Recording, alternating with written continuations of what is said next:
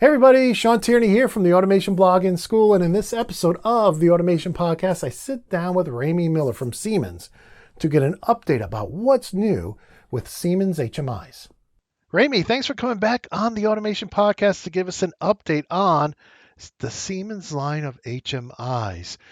You've been on previously to talk about the basic panels, to talk about the unified comfort panels, and I really appreciate this opportunity to see the entire line kind of from soup to nuts and understand, kind of where each product fits in. With that said, I also want to thank you for all the time you spent in the pre-show answering all my questions. So at this point, I'm just going to let you roll with your presentation. All right. Well, thank you, Shawn. It's been great to be back. I know I did a couple of presentations in the past with you where we did a focus on the basic panels, the Gen 2 basic panels, and we did a focus on the unified comfort panels. And it's great that I'm going to come back and talk about our full line of machine level visualization here today in a very brief overview, just to let everybody know what else we have in our product offering beyond just those two that we've already talked about previously. A little bit about myself. My name is Ramey Miller. I'm the Edge and HMI Product Marketing Manager for Siemens here in the United States. I've got over 16 years of industrial experience with the product, with being in the field, boots in the trenches, commissioning systems, and everything to the likes of in the automation industry.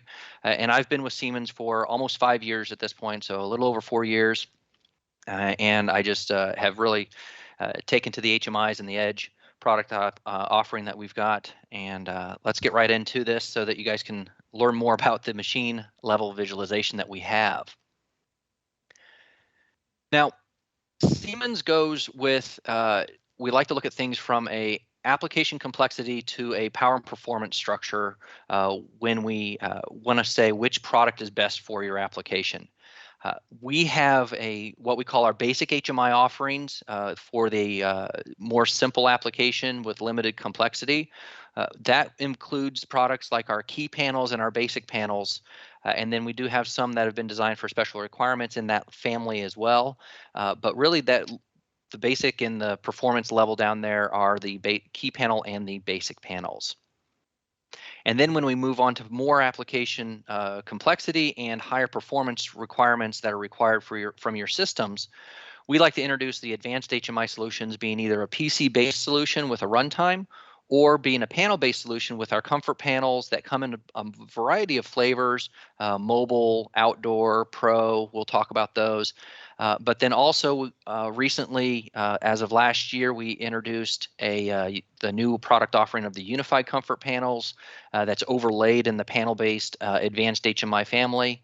And then we also have devices for those special requirements, again, like the outdoors and the pro units that are IP65. But really, all of this is what we call our engineering efficiencies built within TIA Portal, from basic to advanced system solutions based on your application complexity. So we'll just we'll splice these apart and we'll get into the basic overview on these items here. And first off, this is sort of the unsung hero that we have when you introduce into our product portfolio of the basic HMIs is these key panels. The key panels come in a variety of sizes. The key panels are of both the 8 and 32 key variants. They are all backlit keys, and they also have a little slot in them to allow you to print out your custom label to be put on the keypad membrane area. It actually slides behind the membrane, so your interaction with it will not rub away whatever your label is saying behind it. You can print it on a piece of paper or a transparency piece that slides behind there, and now your buttons are all actually labeled with what their actual function is, and it won't wear away with use over time. All with the backlit LEDs. These are configured within TI Portal, and these are really powerful devices because it's like a remote I/O device with intelligence to it. And it's all configured and has a PROFINET connection to it with IP65. Part of the power and the real benefit of going with a key panel over your typical I/O devices or push buttons is you're not going to have all the wiring associated. So if you've got 8 buttons or 32 buttons that you wire up in the field, you've got that signal wire and voltage wire going out. You've got terminal strips and all the holes you've got to punch. With going with the key panels, you're going to reduce a lot of your cost of just development and interaction time of implementation, because you've got just one module now. You're dropping a PROFINET line out to it with power, 24 volts, and now you've got a push button interface for your operator to get access to controlling your system. With that reduced wiring and overhead there, you're going to save a lot of time and energy from a cost standpoint, recovering if the devices do fail or you've got issues with them, or you need to reconfigure it. Let's say that wire needs to be changed or the input needs to change functionality. You can change that in the project, and you're not having to reland wiring or refigure out where that needs to go on the PLC and then remap it in the code. You can do all that. It's just a lot more seamless from that standpoint. So a lot of efficiencies with the key panels themselves. They do play on the PROFINET network. They are PROFINET devices, and they've got 2 ports for PROFINET interconnectivity. That allows them to play on a media redundancy protocol. They do support the MRP. They can be a part of your ring network. So in case of that ring failure, it still will maintain communication. It does have loop-through power as well, so you can have these put in series with other devices. It doesn't have to be in a star topology because of the connection points that we've got on these devices. And with these being part of that I/O device, sort of that I/O device family, another piece that gets forgotten about is the backsides on these actually have a bank of 8 I/O points.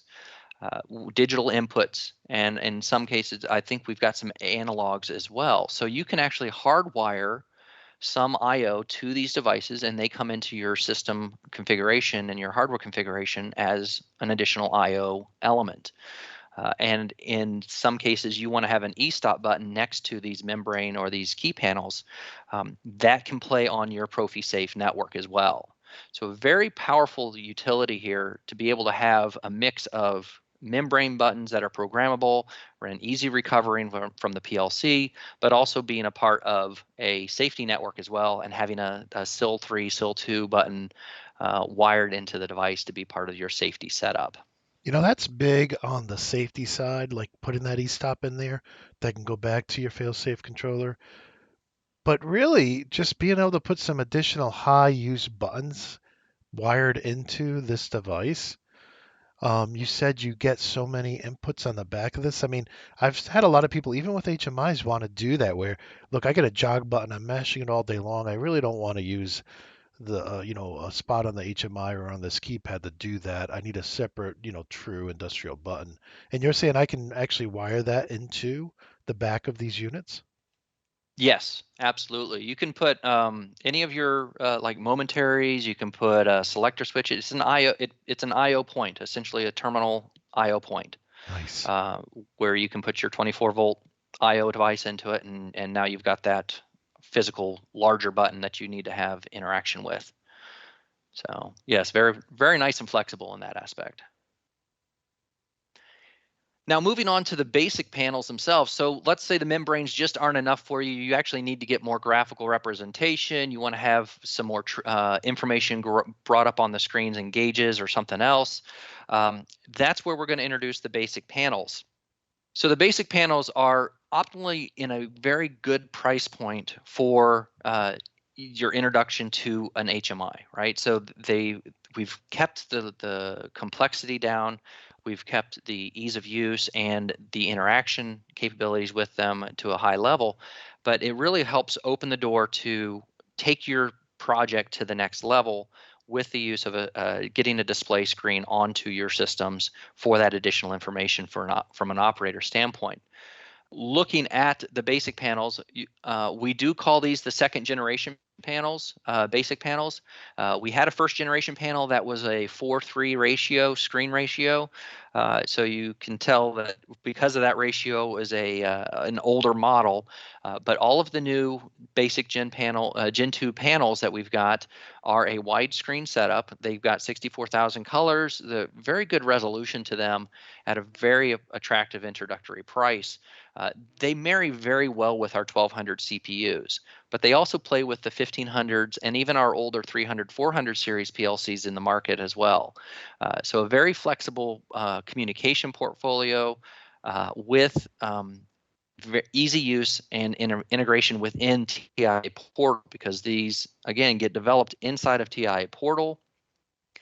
In conjunction with your PLC projects or your PLC programming, you can drag and drop the tags from the PLC to the screens and really just speed the screen development in all. So we're getting a lot of benefits by being in that TI Portal world, and it is just really brings a good price point, a good panel portfolio of these devices for the 1200s to interact with. Now, I know we talked about this in the pre-show, but I just got to reiterate. I think that's awesome that this panel, while designed for the 1200, works with the 1500, the 300, and the 400. That's just because in many cases you just want to standardize on a panel, and maybe all your machines have 1200s on them, but somebody comes along and says I have to have a 1500 or a 400, and you can use the same panel. I think that's a huge win. It is, and one of the other nice things about the basic panels themselves, if you're already developing a 1200 series CPU, or you're already doing our S7 controllers, it's a basic panel. We've actually gone ahead and said, you've got Step 7 installed within TI Portal. You can develop the screens. There's no additional software license needed to do the basic panel integration or engineering. That's all part of the core foundation of the basic Step 7 package. So it's just another +1 to why it's really married well with the 1200s, and to get you into a basic panel family offering is it's part of the software already that you've got with the Step 7, the basic level. So let me see if I understand that. Whether I buy TIA Portal Step 7 Basic or Advanced, I think are the two packages, I get the development software for this. Correct. Included. Wow, that's correct. Great. Yep. So it's just we want to make sure that you've got the controllers. You need an HMI. You want to have an HMI engineered with that. Start with the basic panels and see where it takes you. Now, Shawn, you mentioned the communication capabilities from the 1200, 1500s, and even to the 3 and 400s. We do have capability of communicating to other third-party controllers as well. Schneider, Mitsubishi, Rockwell. We do have those drivers built in, so we've got that capability to talk to those other controllers out there as well. And just it's really, we can get diagnostic information, the TIA Portal engineering environment, as we started to talk about. When you get into the world of TIA Portal and developing your program, your PLC program, you get those tags, you've got it in the PLC, and you're like, oh man, I really need to illustrate that. Drag it up to the screen very easily. It's all part of that world. Now, with some of the other interfacing points on the back, there are some USB ports on them. And a primary use of the USB ports is for backup and restore functionality.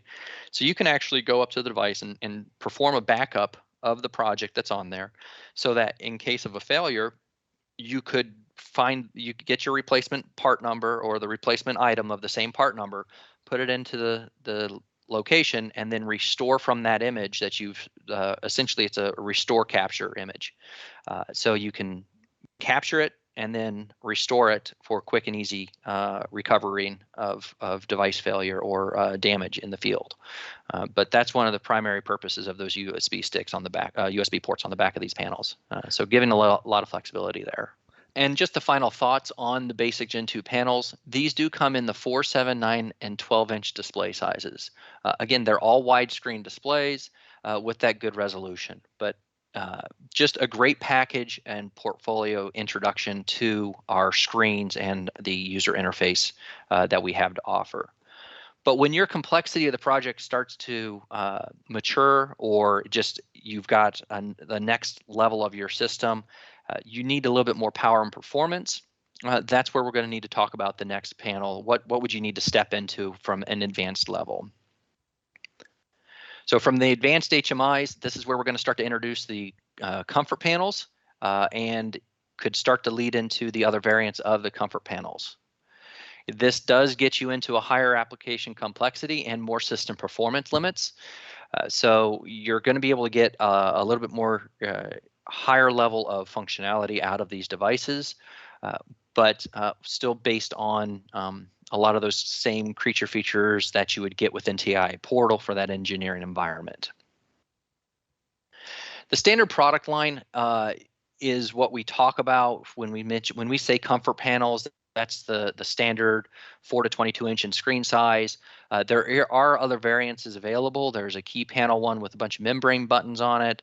And then we also have some other versions that would have the word comfort associated with it, primarily like mobile comfort panels, outdoor comfort panels, pro comfort panels. Those are all, as I talk about them moving forward, those are at core the same power performance of the comfort panel.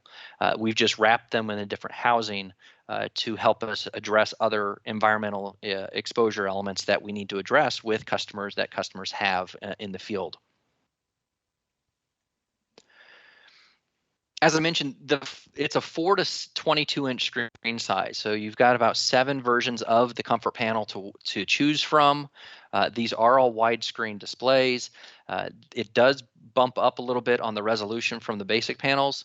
And one thing that I didn't mention with the basic panels is the basic panels have a row of membrane buttons along the bottom of them to allow tactile interfacing there. The comfort panels move away from any kind of membrane buttons on them on the bezel, and it's just truly a touchscreen interface that you get. However, with the mobile panels give you a variety of options from 4 to 10 inch in screen size, but they also give you a more robust tethered experience. So these all are tethered devices that have one main connection cable that goes back to a connection box. That these devices have membrane buttons built into them or on the bezel of them. They have e-stop capabilities. You can order them with the e-stop or without them in many of the models, where you can. So now you can have a PROFISAFE, that safety network capability with that mobile device. It's got a enable button on the back. It's got key switch options on the side to turn it on, turn it off. It does have a USB port on the side of these devices. So if you needed, again, to do that backup restore functionality that we talked about with the basic panels, that functionality is pulled into the comfort panels as well. So you can use that USB there on the side, not having to break the shell open or anything like that to get to those USB ports. But some of the key things about the mobile panels, we do have that 4 and 7 inch. The 9 inch platform, the shell itself has either a full 9 inch screen, or if you go with the one where you'd want to have a hand wheel or analog pot on the front of it, that's going to have a 7 inch display with a 9 inch bezel or housing.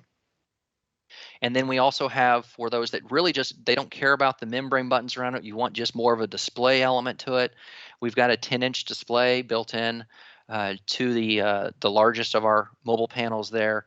And that comes with a stylus holder and a pin that would just snap into the front there. And for those extreme cases, we've actually got one I don't have shown or I don't have really listed up here, and it's called the Arctic model. There was a field request that we were finding out that our customers were wanting to put these mobile panels into chilled units or refrigerated areas that a typical panel wouldn't go down to that cold of a temperature range. So we do have an Arctic model of the mobile panels that have been specifically designed to go to a much cooler temperature for operation. So again, we try to meet the needs of the customer, and the Arctic is just one where we've taken the mobile and we made it work for that cooler environment. That's really cool. Yeah, we really enjoyed hearing the requests and I've had a couple where they're just like, we want to go colder. We're like, well, how cold do you need to go? And we're like, pretty cold. We want to go put it in a freezer. I'm like, we're going to get it in an environment where you better be bundled up if you're going to use it. Now, another wrapper that we put around the comfort family is the Pro variation, right? This is the protected, our Pro family. And this is typically a swing arm or pedestal mount display. We do have extension units or extension boxes that can be mounted onto it. And what's really nice and powerful about this product offering is once you mount it and you use the proper swing arms or pedestals that are all IP65 rated, you now have an IP65 fully enclosed device that can be mounted anywhere on your facility. You're not having to put an extra box, another just box unit. You don't have to cut holes in boxes to mount your panels there. Just use the swing arm or pedestal and mount this device straight to it. It does have easy access panels to get to the connection points on it, but a lot of flexibility there for the Pro units that are available for the comfort panels and for PC variants as well. We've got PC versions of the Pros as well for those that need to do run times. So a really good variation of the comfort panel line. Yeah, for those who are on the audio podcast, this is think of a HMI on a swing arm, or that would attach to a swing arm. But also, some of the variants have a bezel below the screen where you can put all kinds of push buttons and whatnot, which I think is very helpful because, again, going back to that, having the ability to also, use some, regular, 22 millimeter buttons along with your HMI. I thought that was a cool option there. Yes, we do have a lot of accessories that go with the Pro units. We've got, even if it is on a swing arm and you need to be able to move it around, we've actually got a handle attachment that safely mounts to the bottom of the unit or the top of the unit if it's a swing arm from the top, to give you a grab point, so you're not grabbing the bezel of the screen to have to move it around. We've got keyboard trays, and even mice keyboard, USB keyboards that you can plug in so that you can interact in cases that you actually need to have that kind of interaction with the runtime. And then, as you mentioned, the extension boxes, those come in a variety of flavors. We've got some that have membrane buttons, a lot like I mentioned, the KPs, the key panels. Think of a KP32 or a KP12 put into an extension box below your screen or on that extension box, and then you've got your push buttons to the right of it. So we've got some that you could have a full bank of membrane buttons along the bottom side of your Pros as well. So a lot of variations with the extension units and accessories to go with the Pro devices themselves. The website has a lot of information on that product line itself because it is so deep. And moving on to some of those other device-specific type of products that we've got with the comfort panels, we've got two versions or two sizes of the comfort panel for the outdoor exposure, 7 and 15-inch screens. Those are really designed to be mounted outside in direct sunlight. They got a great display that it has a good anti-glare capabilities with it to allow you to view the screen in full sun and be able to get exposed to those types of environmental, just the environment itself. Then, as I mentioned, the IP65 with the Pros. Inox is also, it's a term that's used a lot with food and beverage. We've got comfort panels that have stainless steel bezels or even IP69K rated screens on them for high pressure washdown. So we've got a variety of versions and variants of the comfort panels at the core to help meet those demanding requirements that you've got in the field. Now, about a year ago, a little over a year ago now, we introduced the WinCC unified systems with our TI Portal V16 release. And what this is it's an overlaid software package, another version of WinCC that works within TI Portal, and it's designed to help or overlap what we've already got from our product offering, but it's starting to make that core foundation for the future, for the direction that we're taking our panel family into future endeavors.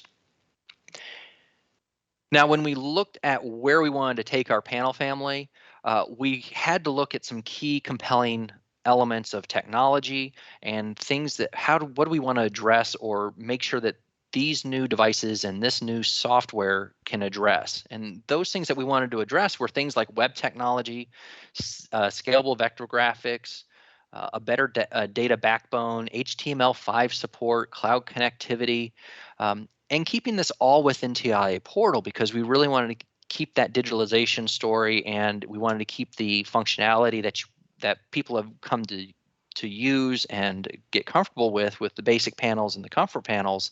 We wanted to make sure that experience transferred seamlessly into the unified world of offerings.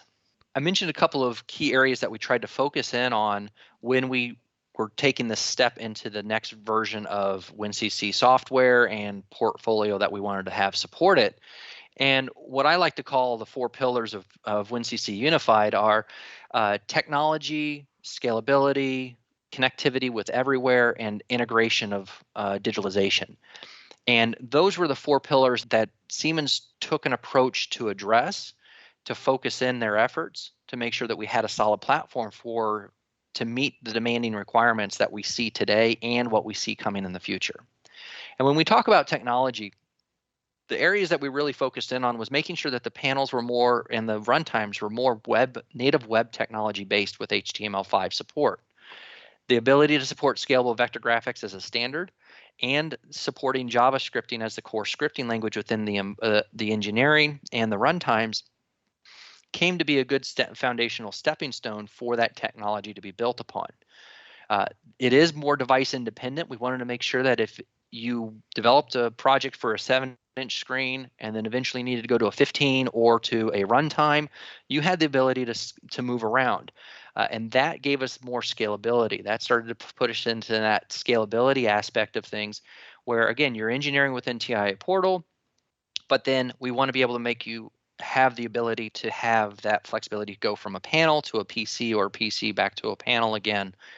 And with that type of scalability and flexibility within the projects, we also get more collaboration. And I'll touch on collaboration as well, because that seems to be a term that we've introduced with unified systems.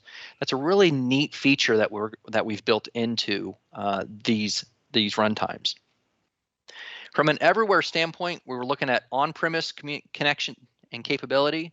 So we're talking your client capabilities, your web client capabilities, but then we start to look at how far reaching can we get with everywhere, right? Do we want to be able to how far do we want to get unified to talk to cloud devices? How do we get it to play with edge devices and be a part of the edge story? And then also, how do we support MindSphere apps as well moving forward? How do we work well with our other portfolio? And then from an integration standpoint, right, it's a basis for digitalization. We want to be part of that world of plant intelligence, integrate everything north of the PLC, right? So be that point where you can talk to your PLC, not just Siemens PLCs, but other third-party PLCs as well. Bring that data in and then be that focal point, be that true operator interface to bring your system to the next level. Unified Systems, as I mentioned, does play within TIA Portal. So we wanted to make sure, again, we're not pulling, you don't install WinCC to or different versions of WinCC outside of TIA Portal. It all is within TIA Portal, working with all the benefits that you get within Portal. So you can bring those tags from PLC to the engineering environment. But it also helps the association from device to device. And one thing that we've got the unified comfort panels that we released with the unified system.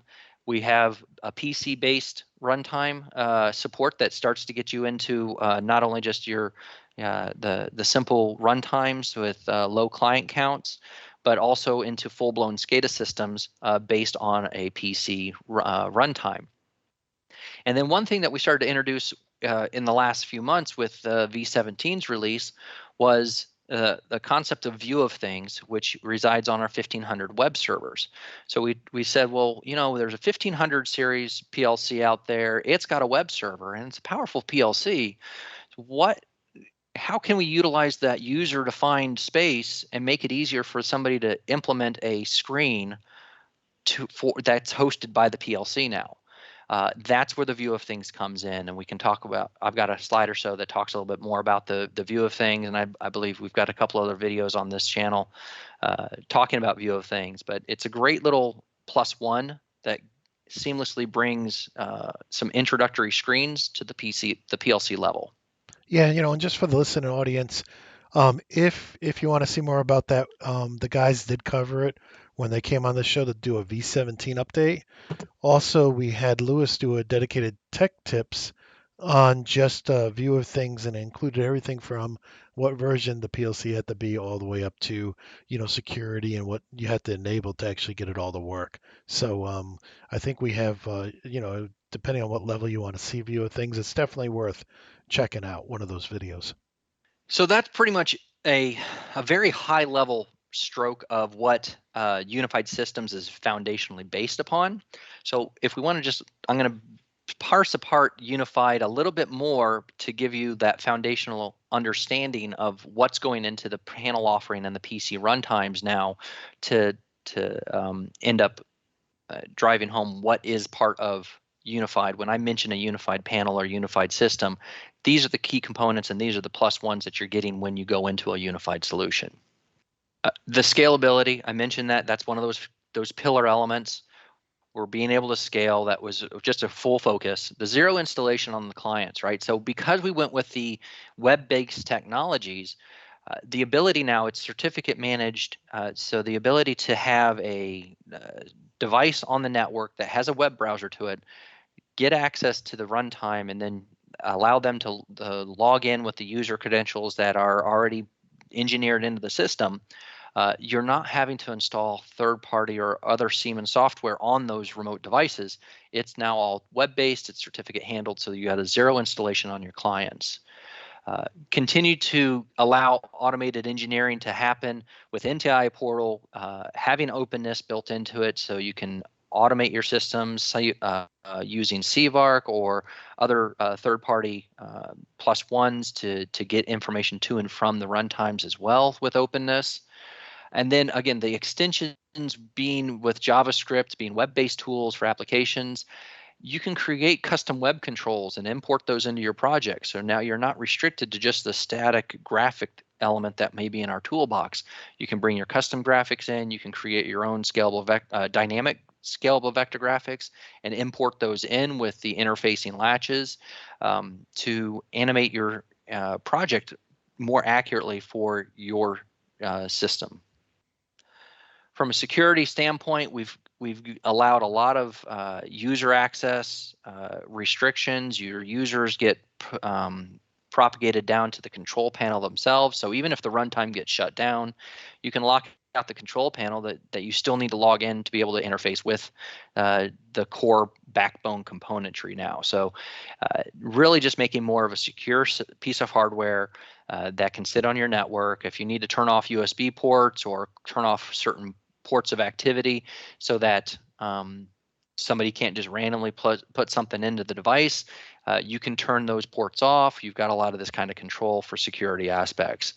The collaboration plays into our distributed systems. We really want to make sure that the system can grow and expand and then share the knowledge and share the engineering efficiencies that you've done in one project with another without having to reinvent the wheel from screen to screen. Just to talk about the collaboration aspect a little bit more.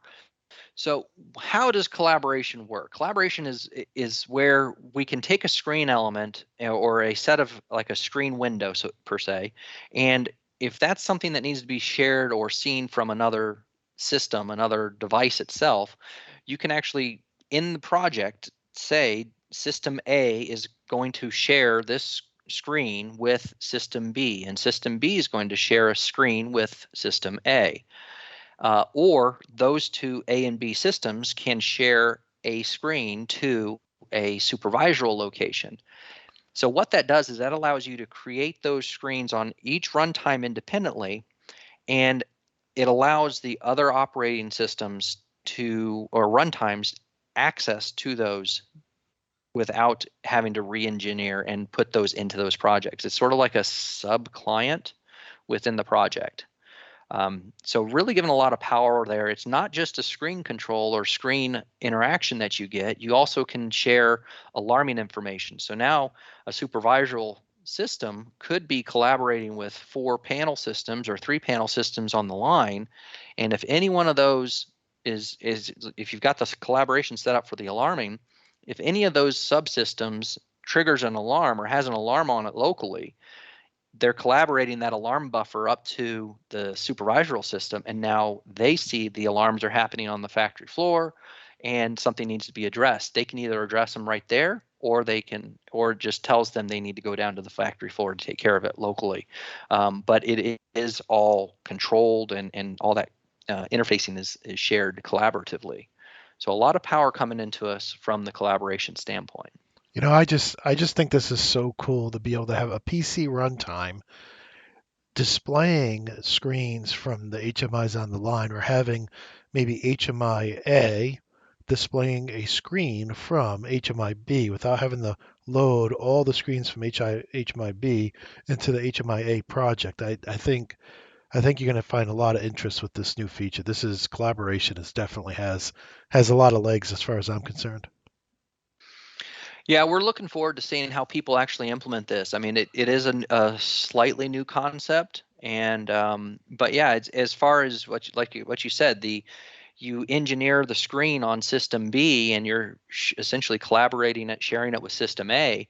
If Since B is the owner of that screen, if they make a change to that screen and you download the project change to system B, A will get the change because it's simply just referencing and saying, refresh the screen for me when you go to it. So you won't have to manage and resync up this screen to all the collaborative components. That's awesome. Now, just to touch a little bit more on the view of things, this is a great utility that we've introduced to our portfolio. And as Shawn mentioned, we've got more in-depth communications about this, but it's really just taking some of the complexity of making a web screen, a web-served screen, where in the past you had to know HTML coding, and then you had to download it, side-load it into the PLC. What we're doing with the view of things is we're breaking down some of that complexity. We're giving you the ease and the tools that you would get within TIA Portal with a WinCC type of project, and you essentially create a new object in the project tree.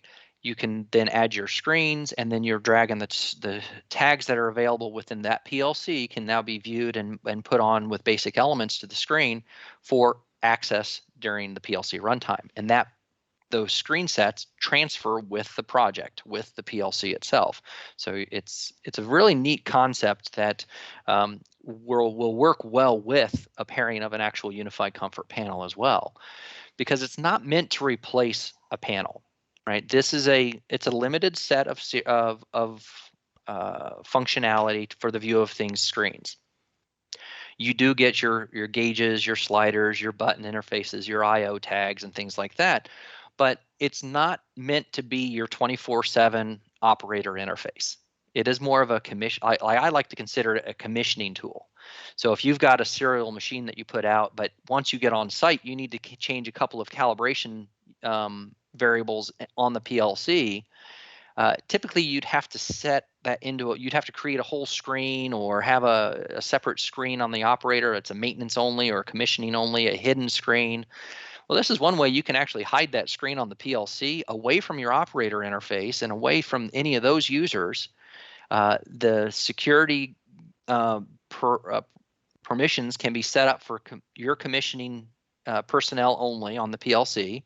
You bring up this set of screens, and then now you're driving straight to the PLC tags, and the unified comfort panel doesn't even have to know about it. They don't have to see, or whatever panel may be attached to the 1500 doesn't have to know that these commissioning configuring tags even exist, because they're only on the view of things web page that you have permissions set to. It's really a maintenance tool. It's a servicing tool, and I don't want to mislead people and think, oh, I can run my system all day long with the view of things. It's not intended for that. And you'll see that there are some limitations to it. that you'll really just need to step in with a panel if you need something for 24/7. But from a maintenance and service standpoint, View of Things is a really attractive feature for the 1500s. That's a great use case. I also have heard people talk about having machine stats on there, like a simple dashboard, again, either to be used by the production manager or by maintenance. How many operations have the machine done? How many products have we made? How many times has the machine started? So, I think it's just a great feature.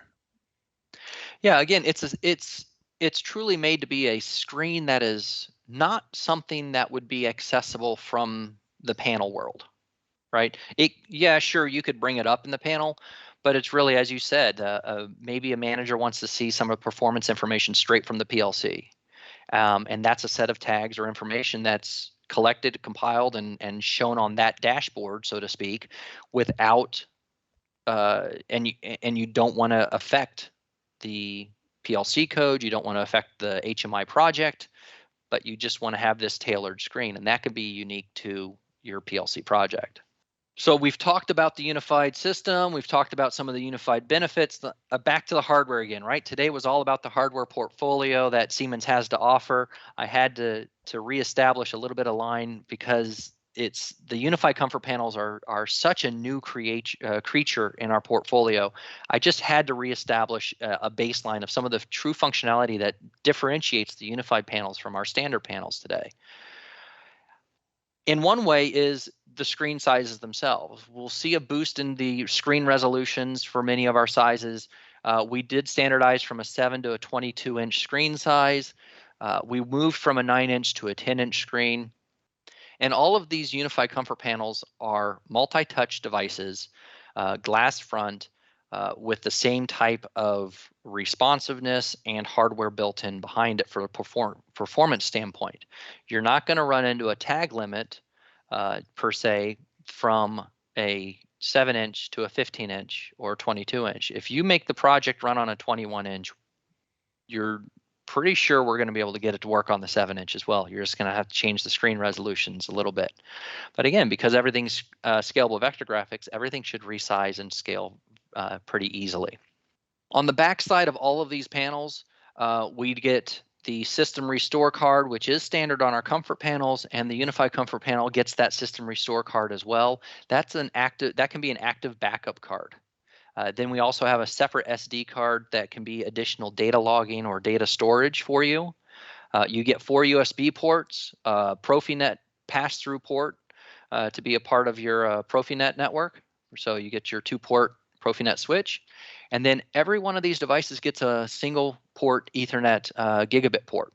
So you can have that go to a separate network. Maybe you want to have, you've got an OT level you need to drop the panel down to for general access, but these are 2 different network cards. So you can have the gigabit port designed to maybe talk to your IT level or your management level that needs to get access to the device through a different network. And then they all have an RS-232 cable port as well for serial communication too. But again, this is standard from 7 to 22-inch in screen size. You get both sets of the network ports and that same set of core hardware behind it. We do have, as I mentioned, the screens are glass face multi-touch devices, so you're going to get some gesture functionality built in with Unified. But also with the latest release of our software, we've allowed or have access now to 2-hand operation. So you can have a button dedicated on the screen that they must press and hold in order to activate another item. So let's say you've got a slider that you want to change the speed on something, but you need both the hands of the operator on that screen to do it. So I've got a slider object that's going to change my speed set point, but I'm going to enable that slider object with a push button elsewhere on the screen. So one hand hits the push button to enable the object, the other hand can get on the screen, then at that point get to that slider and then change the speed and then perform that operation that way with a 2-handed operation. And as I mentioned, the size doesn't matter with the screens, and the functionality is the same across the board. These are all edge devices. These do play in with they have an edge runtime built into them in the backside, so they can have edge apps and become part of a device managed edge system. So you can start to put other applications on the system in parallel to the runtime to make this a true edge device to increase functionality there. And one of the key aspects, though, is we tried to build on the comfort DNA that was part of our standard portfolio. And what everyone's already come to know as a baseline from a comfort panel, we've tried to take that as our baseline and only improve upon that. And yes, some things may have changed a little bit, like the scripting went from VB script to JavaScript, but we've opened up more functionality with the JavaScript. So the language may have changed, but our functionality has improved. And the ability to script behind almost every object, every element, every property on the unified comfort panels and the unified runtimes is mind-boggling. I get dizzy when I look at all the different parameters I can modify within these systems now. But our comfort DNA remains, and we just wanted to build upon to make a better foundation for the next generation. And I said we increased our system performances. We doubled and sometimes tripled our performance levels. We went from 8 connection supported 8 connections in the comfort panel to 16 connections with the unified comfort panels. The tag count doubled. So your tags are now double supported with a unified comfort panel based on, so if your comfort panel projects that you've already done were maxing out at 4,000 tags and you need to get more tags displayed, unified is your friend. It now supports 8,000 tags. So your projects may be good to start looking at to go into the unified world. We've got more trend capability, and our scripting's tripled. Our script capabilities went from 200 to 600 scripts with the unified comfort panel. So just given more power and performance across the board to the unified panels over the comfort panels. Now, working off of the web technology, right? We went with HTML5. We've got zero installation client capability. So what does that mean for a panel? Some may understand, well, this is pretty. We've done this before with PC runtimes in the past. You got a PC station. You can do. We've with other systems. We've had Web Navigator as a portfolio add-on to allow web clients to interface with our PC runtimes. With unified comfort panels and unified runtimes, we are now supporting web clients from the panels. We've had remote access with the comfort panels and even with our basic panels via the system called Smart Server and Smart Client concept, which is more like a VNC type of access. So it's what you see on the screen is what you see on the remote clients. It's a synchronous connection. With the unified system, the unified comfort panels, and the unified runtime, you now get an asynchronous access for remote clients. You get up to 3 web clients from a unified comfort panel, which means you get one for your local station. So the unified comfort panel itself takes up one of the licenses, and then you could have up to 2 more remote clients. Maybe that's a tablet, maybe that's another PC, or even a smartphone, but 2 remote clients all supported asynchronously by the unified comfort panel. And that's the same level of support from the 7 to the 22-inch in screen size. So given a lot of flexibility and independence for operation on site for your system. Now, just to wrap up on the unified comfort panels and today's presentation, for those that have already experienced our comfort panels a little bit and you want to know what you've done, if what you've done in the comfort panel, how has it changed, or is it the same in the unified world? We've got a guide for switching, which is up on our support site. All of these things are out on our support site. These allow us the ability to, you get this document and it goes down and breaks down all the different functionalities that you may have in a comfort panel and say, tomato, tomato, does this work the same way? Is it a little bit different? What's going to move over to a unified application? And then for those that want to start to look at, I've got a comfort panel and I'd like to see how this may run on a unified comfort panel in a project, we've got this add-on utility called Data to Unified. And this is a great foundational building block that would take a comfort panel in a project You execute this add-in utility, and what that does is it's going to go grab your connections, your tag interface, your tag lists, all your tags that are associated with that comfort panel, your alarm tables, a lot of the core foundational building blocks of the project, and it's going to move it into a foundational unified comfort panel or PC runtime project component. And that'll give you your foundation to then do your screen engineering and everything else with your connections and your tags already mapped into the system, into that panel or that device in your project tree. So just to help cut down on some of that initial, well, where was that tag? Or I know the tag existed in the comfort panel and it connected to the S7-1500 controller. Well, all those tags will be connected and ready to go, and you can just grab them from your tag list and put them onto the screens right away with the Data to Unified add-in to help get you that foundation. If you want to take that foundational building block step another level, you can look at the template suite. We've got a HMI template suites available that really embrace some of this new technology of the screen windows, the header windows, the menus, the sub-menus, and everything else. The template suite helps give that foundational graphical aspect, that building component there to give you a good starting point from a graphical standpoint so that you don't have to go and redo or figure out a standard set of screen windows. I've used this a couple of times on some projects that I've been working on. I've developed them I start with a 7-inch screen, and then I develop it with the resolution of a 22-inch screen or 15, and it gives me the same look and feel across the board, and then I can drag those components from one resolution to another and just resize them. So template suite's a great generator for a good screen foundation. And if you want to see how a lot of other functionalities have been done in the unified world, we've got demo projects available, right? Where we've already done a full-blown project. It's available for download for free. You can then reverse engineer, dissect how things are being done. How is the screen navigation being handled? How does the change screen event change per the unified world to allow this asynchronous client operation? It's a little bit different. You can't go off of global tags, because if one user changes what screen you're looking at based on a global tag, it may change somebody else's screen. So we've got things built in to make sure that people can do asynchronous communication properly.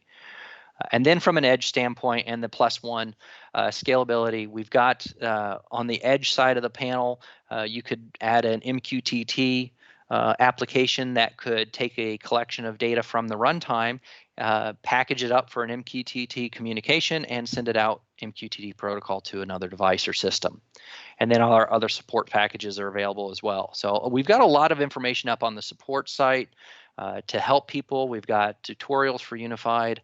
But then again, I've gone into the in-depths a little bit more with previous presentation as well on Unified. But just trying to get through the breadth of the entire portfolio that Siemens has. It is a lot to cover in a very short amount of time.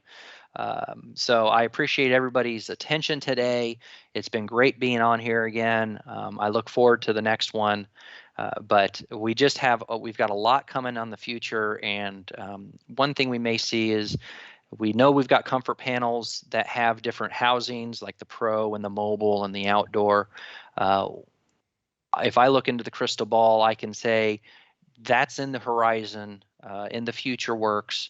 We will move other portfolio variances to be supported with the unified comfort line as well. So we will see in the future other versions to support the environmental exposures that customers are needing to account for. So just a lot coming down the pipe for the world of WinCC and Unified and the SIMATIC HMIs from Siemens. So I'm very excited what we've got coming. And again, appreciate the time today for your attention. Ramey, thank you for coming on and going through all of that. It's a lot to digest, but it's great to have the entire, line of HMI products from Siemens all in one place, all in one podcast, and kind of give us an idea. Everything from the keypad to the basic to the comfort to the unified and on. it's good to have it all in one place. And I really appreciate you coming on and doing this and updating us on the new information, what's changed over the last year. So really appreciate you coming on. All right. Well, thank you again. Well, I hope you enjoyed that episode. I want to thank Ramey for taking the time out of his busy schedule to come on the show and bring us up to speed on Siemens HMIs. That said, if you're watching on YouTube or theautomationblog.com, please consider giving us a like and a sub. And if you're listening to the audio-only edition on iTunes or Google or Spotify, Pandora, TuneIn, iHeartRadio, or somewhere else, please consider giving us a 5-star review and subscribing to the podcast, because that really helps us reach a wider audience and find new vendors to come on the show. That said, if you want to get in touch or follow me, you can do so over at automation.locals.com. And with that said, I want to wish you all a very safe, happy, and healthy week. And until next time, my friends, peace.